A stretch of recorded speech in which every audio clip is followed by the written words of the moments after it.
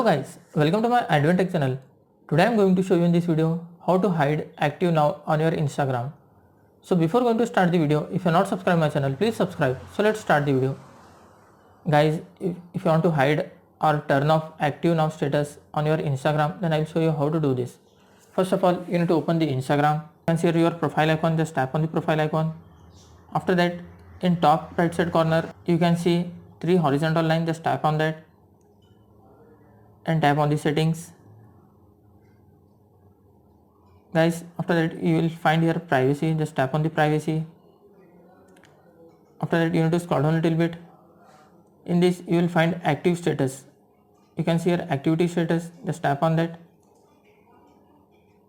Guys, in this you can see first option, show activity status. If this option is enabled, you just need to disable this option. After disabling this option, your active now status will be hide or turned off. That's it guys. So in this way you can hide or turn off your activity status on Instagram. Thanks for watching. Hope if you like this video, please like, share and don't forget to subscribe.